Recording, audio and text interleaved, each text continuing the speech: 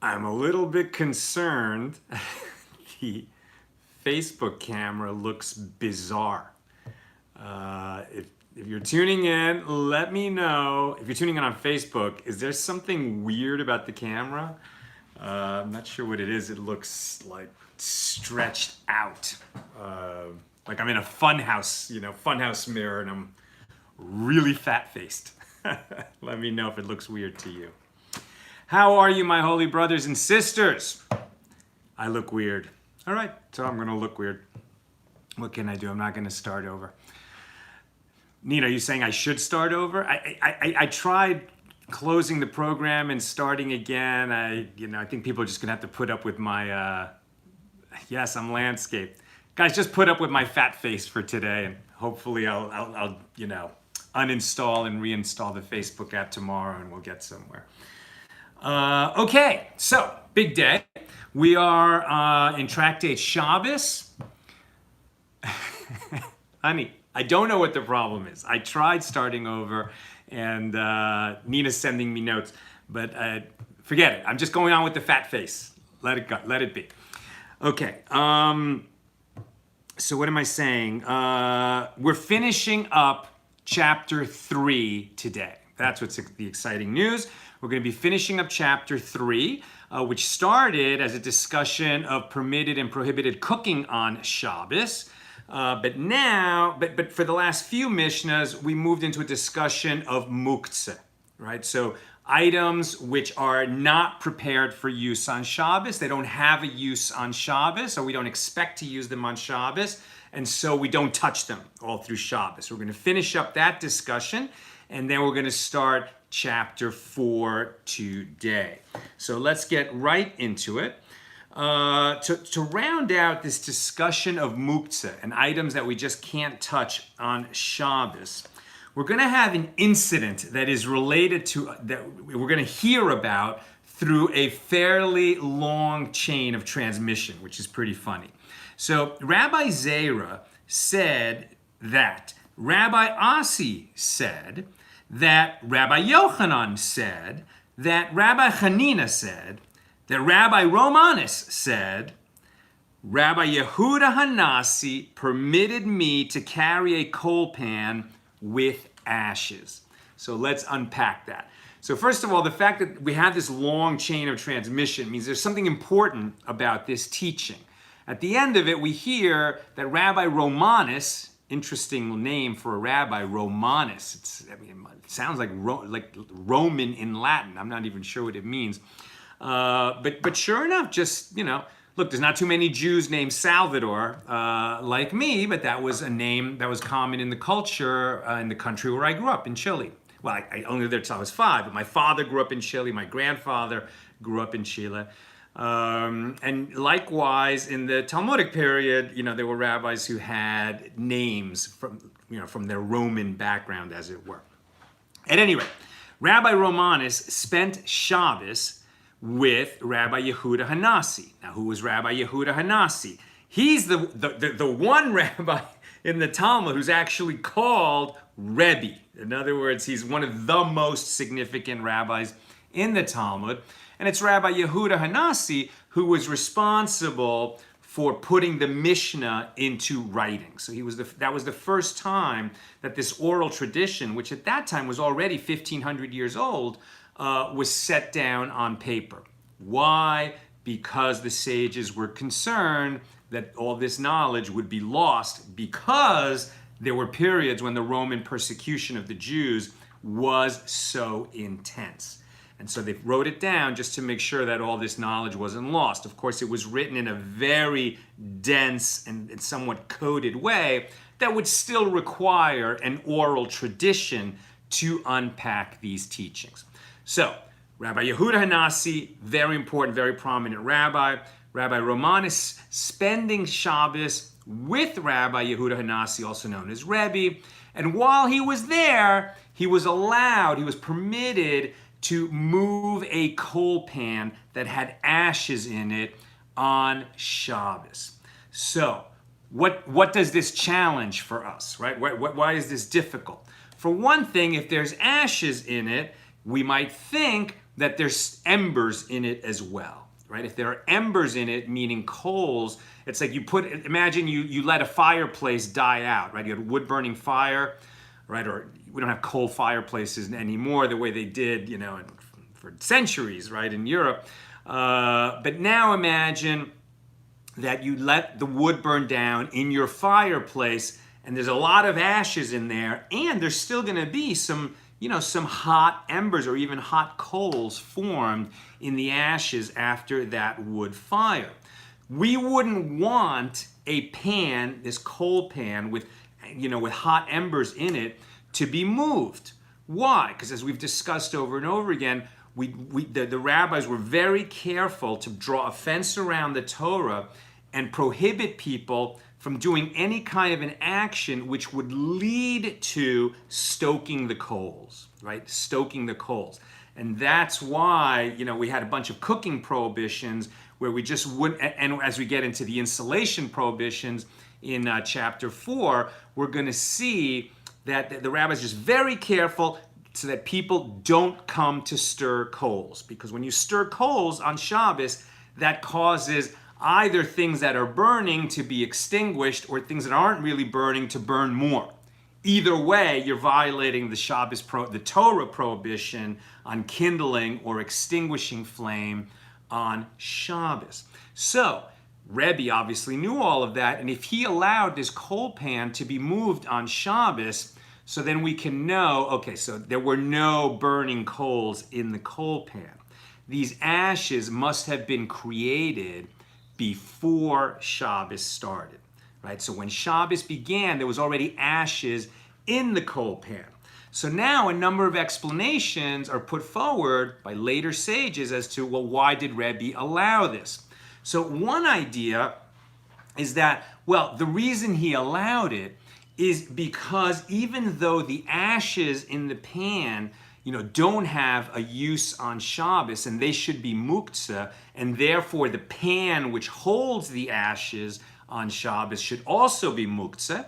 Right now we've learned that if you have an item that is muktzeh, like money has no legitimate use on Shabbos, and the money is resting on a vessel, right? A bowl, a plate, a lamp, a bed, a wagon, as we've discussed. So that vessel acquires the muktzeh status of the muktzeh item that is on it. So this coal pan, if the ashes are muktzeh, the pan should be muktzeh also. But one of the sages suggests perhaps there was among the ashes, like what were they burning in that coal pan?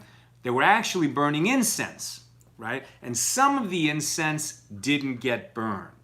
So there's frankincense in this coal pan, and some of it didn't get burned. So those little pieces of incense which didn't get burned, they have a legitimate use. You can smell them on Shabbos. You can't burn them on Shabbos, but you could smell them on Shabbos, and you could give them to the poor, right? Or they would be significant to somebody. And so because there is something in that vessel which has use and which is more important, this is important, it's more important than the muktzeh object in the coal pan. So in this case, we're assuming that the ashes are muktzeh and these little bits of frankincense are useful and are not muktzeh, so then you can move the pan on account of those little bits of frankincense. But other sages go, no, that's ridiculous. Rebbi was a rich man. In his house, those little bits of frankincense are not significant, and so they would be equally insignificant like the ash, and so the pan should have been muktzeh and not been able to be moved. So this explanation doesn't work. So so Rava offers a different explanation. He says, well, some people think that the reason you can't move that you can move the pan is because it's comparable to a chamber pot, right? What is a chamber pot? A chamber pot is in the time, when bathrooms were outhouses and they didn't have indoor plumbing. Okay, so sometimes you couldn't get out of the house. It was cold, it was dangerous. So you had a pot, a pot for this purpose, and people would go to the bathroom in the pot. And then once this pot was in the house and it was disgusting and it had smell, So we would want to get it out of the house so that it wouldn't impact our enjoyment of Shabbat in the house. Makes sense? So because it's filthy and disgusting, right, it is not muktzeh, right? It's not muktzeh because we would have in mind, even before Shabbos begins, that if something filthy and disgusting is in the house, we're going to remove it from the house and take it outside. Rava says, well, that's an interesting argument, but it doesn't apply because the feces and other stuff in a chamber pot, that's disgusting. The ashes in a coal pan are not disgusting. We're not going to remove them because they're filthy and disgusting and really impact our enjoyment because they don't smell and they're not that disgusting. They're just gray ashes. Rather, says Rava, ashes are not muktzeh because ashes have a legitimate use on Shabbos. What do you use ashes for? To cover filth, right? If for some reason, the dog went to the bathroom or something spilled or there was something outside, that was filthy, that was genuinely filthy and disgusting, so you could use ashes to cover up that filth. Therefore, ashes have a legitimate use on Shabbos, and we were moving the coal pan because the ashes are not muktzeh. And this applies even if there were some like sticks and stones, like little sticks of wood that didn't get burnt, or there were little pebbles or stones in the pan. Those are muktzeh. Pebbles, stones, twigs, those things have no use, no legitimate permitted use on Shabbos. So those things are muktzeh. But the ashes are not. And because the ashes are useful, you can move that coal pan, even though it has an item in it, the twigs and stones, that would otherwise render it muktzeh. Now the pan is not muktzeh because there's a more significant non-muktzeh item in the pan, namely the ashes that can be used for the legitimate purpose of covering up filth on Shabbos. And that must be why Rebbi permitted his guest, Rabbi Romanus, to move the coal pan on Shabbos. Let me check my notes. Back to the discussion. Okay, and that finishes the discussion of the coal pan. Now we return to something we were talking about a couple days ago. We learned that a small candelabrum, right, a candlestick that we didn't use for the Shabbos light, it was just an unused candelabrum, if we could pick it up with one hand, so then it's not muktzeh and we can move it around on Shabbos. But if it's large, if it takes two hands to move it, so then it's considered like the built-in lighting of the house. And we don't move it because moving it is tantamount to, it's almost like you would pull a fixture off a wall. Obviously, you wouldn't do that on Passover. You're not going to get involved with construction or demolition in your house. And the large candelabrum is considered to be like a built-in object, and we don't move that on Shabbos. Even if it's small, but the candelabrum is made, it's assembled, right, from multiple pieces that can actually be, you can take it apart, transport it, put it back together, and then have a nice big candelabrum. That kind of candelabrum, even though we could move it with one hand, technically, we wouldn't move it. It is muktzeh. Why? Because a piece that's assembled from multiple pieces like that, if we move it, we might cause it to fall apart, and then we might come to reassemble it. And reassembling on Shabbos is tantamount to construction, which is a forbidden labor. We already had that discussion. Now we're going to return to it because we're going to have a couple other examples of this similar thing. So they asked, what about a loom, a weaver's loom, that you're going to use it for something on Shabbos? Like maybe you're just going to use it as a chair. Obviously, you can't weave on it, but could it be used as a chair? Could it be used as a bench, right? So can you move it for that purpose? And the answer is, well, if it comes apart and in moving it, pieces might fall off and you might come to put them back on, it's going to be the same rule as that jointed candelabrum. It's muktzeh because it could come into pieces and you might come to reassemble it. We don't want you to do that, so we consider that object muktzeh. Likewise, what do we say? A loom, or they also give the example of a round horn, right? So there are two horns. One is a straight horn, so you can almost just imagine it's like, you've seen them in movies, the heralds take these long, straight metal horns and go, bum, bum, bum, like the king has arrived, right? A horn like that, you probably can't blow it on Shabbos. The question is, could you move it, right? And the answer is, well, a horn like that, if it's one piece, sure, you could move it. If it's two pieces, like just the mouthpiece and the straight horn, yes, you could move it, because even if it fell apart, the assembly of just putting the mouthpiece back in, that's not really considered assembling, like tantamount to building.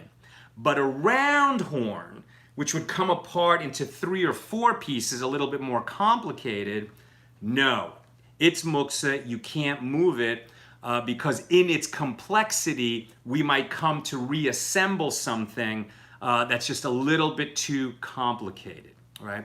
And this actually will raise some modern questions. You might be thinking, what about Legos, right? What if my kid built a Lego house? Can I move his Lego house on Shabbat?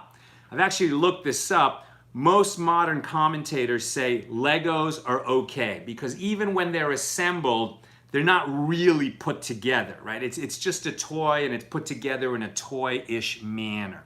Some people actually are quite machmir, stringent, and won't touch Legos or let their kids touch Legos on Shabbos. But others will. So there's even a modern divided opinion about that. But an Erector Set, for example, I don't even know if they have Erector Sets anymore. They did when we were kids. But right, an Erector Set had all these different pieces, metal pieces, and you could build like buildings and cranes and all kinds of stuff. And the pieces of the Erector Set would go together with actual nuts and bolts and screws. That you can't move on Shabbos. That is muktzeh, because if it falls apart and you come to reassemble it, that is too similar to construction, which is a prohibited labor on Shabbos. How about a folding chair? Can you move a folding chair? Yes, you can move a folding chair. You could probably even move a cot, right? I don't know. In the old days, right? Do you remember when we were kids? They had a folding cot, like a folding bed with a thin mattress in the middle of it. That's probably okay to move on Shabbos. But interestingly, you cannot open an umbrella on Shabbos. I mean, that just seems like a very simple type of, motion. You're not even assembling, really. You're just pushing up the thing, and then the umbrella's open. Like, what's complicated about that? That doesn't seem like construction. But because the result of opening an umbrella is that you've essentially created a tent over yourself or whoever is going to be under the umbrella, that's actually considered too similar to constructing a habitation, and therefore we don't open umbrellas on Shabbat. We tend not to even use umbrellas on Shabbat, but in some cold and rainy places, people will open the umbrella before Shabbat, use it on Shabbat, let's say to get to synagogue if it's pouring rain, and then when they get to the synagogue, they won't close the umbrella. They'll just put it down on the floor and let it dry. Some communities won't allow that because it's too similar. People will assume that, oh, well, they must have opened their umbrella. I guess I'm allowed to open my umbrella. And others will come to make a mistake because they've seen those umbrellas in use. But in some actually very observant communities, they'll allow the umbrella because everyone in that community knows that you can't open and close an umbrella, but you could use it if it was open before Shabbos. And once again, this is why there's so many questions that the answer is always going to be ask your rabbi, right? And when somebody tells you ask your rabbi the answer, it's not that they don't want to give you an answer. It's that the answer to certain questions does vary according to conditions, region, who is the sort of interpreter of the local interpreter of the law in that community. And you might get a different answer depending on who you ask. And it's not because they're inconsistent. It's because there are other factors that come into play in getting that halachic Answer. The final Mishnah of chapter 3 of Tractate Shabbos here on page 47. This is the 9th Mishnah of chapter 3. And it says that we may place a vessel under the Shabbos lamp to catch sparks. So we've actually discussed this a little bit before. The concept here is you've got a Shabbos lamp. Remember, it's an oil lamp, right? In the ancient times, it's an oil lamp with a wick. And sometimes it would happen, for whatever reason, that the oil is sort of like overflowing through the flame, right? A little bit too much oil got drawn up through the wick for whatever reason. And so sparks are falling from the lamp. And people are afraid that that could start a fire. So the question is, can you put a vessel, a bowl, let's say, like a food bowl, underneath the lamp to catch the sparks? So there's a few problems here. One problem is if you're gonna, the Shabbos lamp and the flame itself is muktzeh, right? You can't touch that flame all through Shabbos. When it goes out, it goes out. You can't touch the wick. As we've discussed, you can't touch the Shabbos lamp even after the flame has gone out. And the flame itself is muktzeh. So if you put a bowl under it, the question is asked, well, the bowl was prepared for Shabbos, right? That vessel was available to be used on Shabbos. You can't put a vessel like a bowl, let's say, under a wallet, right? Because then, remember, a vessel that's under a wallet full of money on Shabbos, it would have the muktzeh status of the wallet, which is muktzeh. Since the vessel was prepared for use on Shabbos, and now you put it under the wallet, and it can no longer be used on Shabbos, now it has the muktzeh status of the wallet, you have negated the preparedness of that vessel for Shabbos. And that is the equivalent of breaking a bowl. And you're not allowed to break a bowl, right? So you had a bowl that you could use on Shabbos. If you put muktzeh, something that's muktzeh on it, or something that ends on it, and you did that on purpose, that's a violation because you took something that was useful on Shabbos and rendered it not usable on Shabbos, and that's tantamount to breaking it. So the question is asked, if we put this bowl underneath the Shabbos lamp, which is dripping sparks, are we going to render that bowl muktzeh so that it's no longer a usable vessel on Shabbos? Answer, no. It's okay to put that bowl there because the sparks have no substance. They could light something on fire, but as soon as they hit that bowl, they basically burn up, right? It's just a little drip of oil. It comes down, it hits the bowl, it finishes burning up, and there's nothing in the bowl. So we do not render the bowl muktzeh by using it to catch sparks. And so this is a permitted thing to do, especially since it's a matter of safety, right? A matter of safety. On the other hand, could you put some water in the bowl to make sure that those sparks are extinguished when they hit the bowl? Answer, no. No, because you would hasten the extinguishing of those sparks. Those sparks are going to go out naturally. But if you hasten their extinction, if you make them go out a little sooner than they would have gone out themselves, that's the same as extinguishing a flame on Shabbos, and that's a violation of a Torah prohibition. So you can't put water in that bowl that you're going to use to catch sparks from the Shabbos lamp. And this teaches us that there is a distinction, and I see that there's a bunch of questions, and I'm going to go back and answer them, but let me get through this. That there is a distinction between hastening the extinguishing of a Shabbos flame and indirect extinguishing. This is interesting.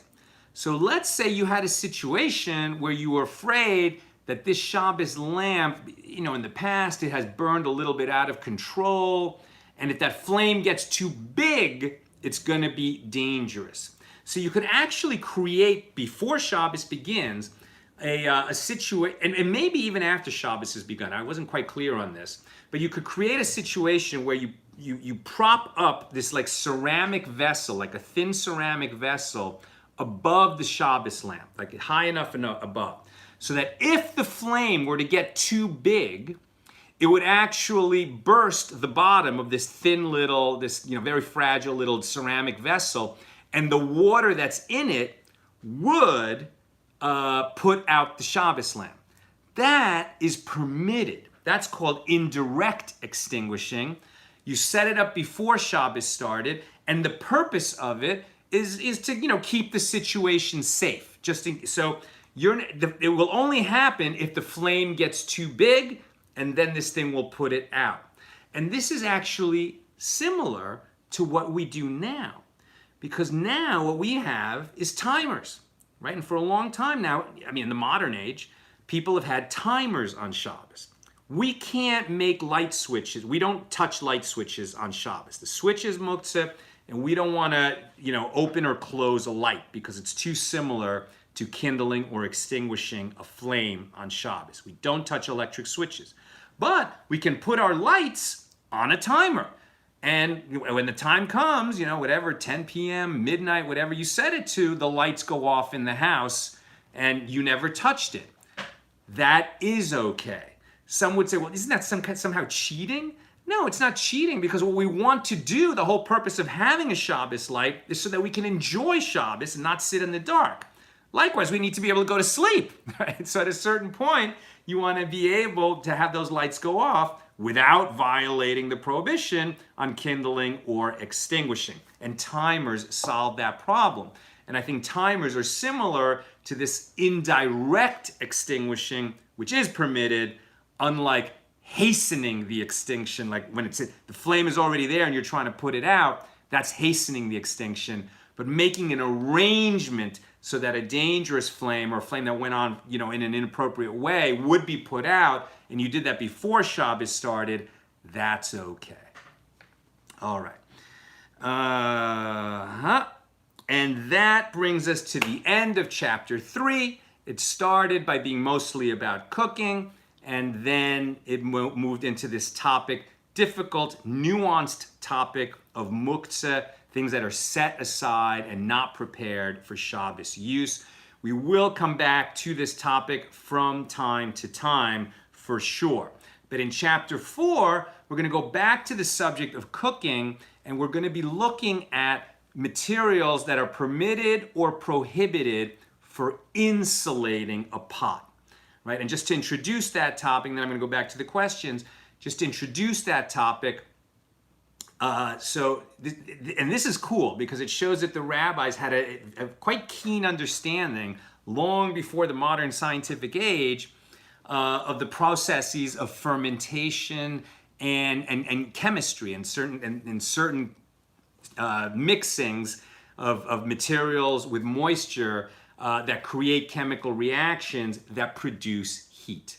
And so the idea here is, we've already learned that you can start to cook something on Friday afternoon, that it has to be significantly cooked before Shabbos comes in, at least so that the bandit, Ben Drossai, who tended to eat his food, somewhat uncooked because he was always on the run from the law. So at least as cooked as Ben Drossai would cook it, so that it could be eaten, as long as it's reached that level of cooking before Shabbos comes in, it can finish cooking on Shabbos. But you can't touch the flame under the pot, and if you remove the pot from the flame, you may not be able to put it back, right? So what people would do is they would insulate the pot to sort of keep the heat in it. That's okay, so that it cools down at a slower rate. But if you insulate the pot so much that the temperature doesn't drop, that's going to be prohibited. And if you insulate it with a substance that actually adds heat to the pot, that's certainly going to be prohibited because it's similar to cooking. And what are these substances that when you insulate a pot with it that would actually add heat to it? Interestingly enough, if you take the residue from the olive press, right? Like you have all these olives, right, in an olive press, and you press them down and you squeeze out the olive oil. What's left, all those olive skins and olive pits, that residue, if you actually bunch that up and put it around something that is already somewhat hot, it will cause a kind of fermentation to happen in that residue, and it will start to get quite hot, and it could even ignite. And so that is a substance that we may not use to insulate the pot during Shabbos. Sesame seed residue that you make sesame oil out of, that residue doesn't have quite the fermentation potential that the olive residue does. So we could put the pot on top of it, but not insulate with it. And then something like hay, the rabbi said that hay is something you could insulate a pot with it unless it was moist. Because if it's moist, then it's going to create some compounds that actually release heat, and then it's going to add heat to the pot, and we cannot use it. So that's our introduction to the first Mishnah of chapter 4, which is about insulation. And as we proceed with that, we'll talk about other materials that may or may not be used as insulation for a hot pot on Shabbos, and the reasoning why. All right, let me go back to the questions. Leona, if an emergency was to come up and everyone had to leave the house, could you extinguish the lamp or fire? Listen, if it's to save lives, you do what you have to do. What you can't do is save, I'm not fully ready to answer this question, but my recollection is, and always remember I'm not a rabbi, but my recollection is, you do anything you need to do to save life. When the question is, can you rescue items from a fire? That's much more difficult. That is much more difficult because you might come to extinguish fire to save property.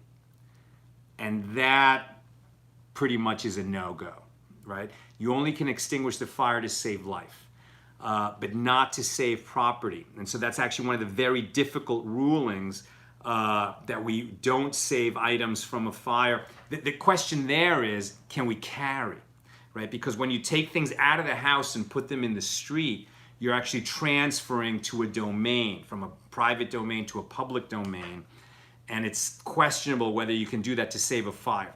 To save the item from the fire. That question requires more research. I'm really not prepared to answer that right now, but it's a great question. But I'm confident to say that to save a life, you do whatever you need to do. Okay. Kevin says, so if I'm hearing correctly, nearly all rabbinic laws are subject to your own present rabbi's interpretation? No, no, no, sir. Not at all. There's only certain fringe areas, right? You're going to find certain variances that generally are more related to what are called minhagim, right? Customs, rather than laws. Generally speaking, we're all going to rely on the Shulchan Aruch, which is the codification of halacha. And what happens is there's just certain questions that they didn't deal with 500 years ago because it didn't exist, right? And so now we need modern rulings for that. And some modern rulings have not become universal. You know, like one big difference that you'll find in the modern world, that we just had Passover, right? And in the Ashkenaz, right, so the Northern European backgrounded Jews, the German Jews, the Hasidic Jews, will not eat kitniot on Passover, right? Kitniot is like rice and beans. Now, there's nothing inherently wrong with eating rice and beans on Passover because, you know, they're not chametz. They're not made from wheat. It's not a bread product. It couldn't have, it never had a chance to rise and become like leavened bread. So why would it be excluded? Because in medieval times, the merchants who sold rice and beans would pack them in burlap bags, you know, that would at other times hold wheat. And so if you brought rice and beans into your house for Passover, chametz would come with it. So that was the issue. Nowadays, that's not a problem. And in the Sephardic community, they can eat kitniot. In their community, they never had this decree against eating rice and beans because they might come to be mixed with chametz. For whatever reason, it wasn't an issue for their gedolim, for their rabbinical authorities. So now that we live in a modern age when we don't use burlap bags and there'd be no reason to, you know, prohibit the rice and beans on account of it might be mixed with chametz, why do we still have that prohibition? And we do have that prohibition, right? It's an old joke that if a woman grows up in an Ashkenazic home and she marries a Sephardic husband, she's like jumping for joy because she'll be able to eat kitniyot on Passover for the rest of her life. But why is that prohibition still in place? Answer, because it acquired this weight of authority over the hundreds of years that it was in place. And the rabbis aren't going to come along and uproot it so quickly. And likewise, while there is some interpretation possible, and there are, like I said, variances in certain laws and certain customs from community to community, it's in a narrow belt of what, could be reinterpreted by the local rabbi. You just have to check, because it might not, sometimes they agree on the law. It's not the law that they disagree on. It's the conditions in that community. And that's something that you want to be careful about. Okay, Melissa says, I'd love to hear your halakhic opinion. I have no halakhic opinions. I'm not a rabbi. I'm just trying to teach what I've learned in a way that's clear. But I'd love to hear your halakhic opinion on the septic tank that overflowed onto our house on Yom Kippur actually happened. Ah! What a nightmare. What a nightmare. And you know what? That's one of those situations where, like, I guess you just have to get creative. You can't wallow in that filth. There's only so much you can do. Something that comes up all the time, right, is on Shabbos, wine gets spilled, or on the festival, wine gets spilled on the white tablecloth or on the white shirt, right? And people are tempted to dab at it and, and like try to clean the shirt so that the wine doesn't stain it. Can't do that. That's laundering. We were actually at a beautiful Shabbos lunch in Jerusalem, and it happened that one of the children who was a guest there, spilled like some grape juice on the clothing and started to take like a napkin and try to clean it. And this guy like ran across the room and said, no, you can't do that. That's laundering. You can't do that on Shabbos. But I also remember my grandmother would teach that if you spilled red wine on something, white wine lessens the impact. And, probably if red wine spilled on something and then you just poured some white wine over it, I'm not sure that, I think that probably is permitted, because it's not laundering, but it might, sort of lessen the impact of that red stain. I'm not sure about that. Okay. Doc Wolf says the issue of it being disgusting overrides that in some views. I think that must have been in a comment to what I said earlier. And Lynn says, I thought a chamber pot could not be moved outside due to transferring from private domain issues on Shabbos. Well, but if your house has a yard, right, then you're not going to the public domain. It's still your domain, right? So I think you could take the chamber pot and just put it outside if you own the property that's outside as well. Transferring from a private domain to a public domain, that's got to be a no-go. So that's a very good point, Lynn. Well done there. All right, let me get to the end, and I'm not seeing other questions. All right, my friends, that's what I've got for us today. With God's help, tomorrow, Thursday, we'll continue with the first Mishnah in chapter 4. Point to note, Friday is not only Erev Shabbos, we'll be getting ready for Shabbos Friday night, but it's also Rosh Chodesh. In the past, we would do musical Hallel for Rosh Chodesh. We wouldn't do that now because we're in the first 33 days of the Omer, so we don't have live music until Lag BaOmer. But I think what I will do is what I did last Rosh Chodesh, which was a pandemic Rosh Chodesh. I won't sing, but I'll go live and I will read Hallel. And I'll read it in English. I'll do a reading of Hallel, the Psalms of Hallel, the Psalms of rejoicing and thanksgiving, with which we welcome a new Hebrew month. So Friday morning, we'll be welcoming the Hebrew month of Iyar.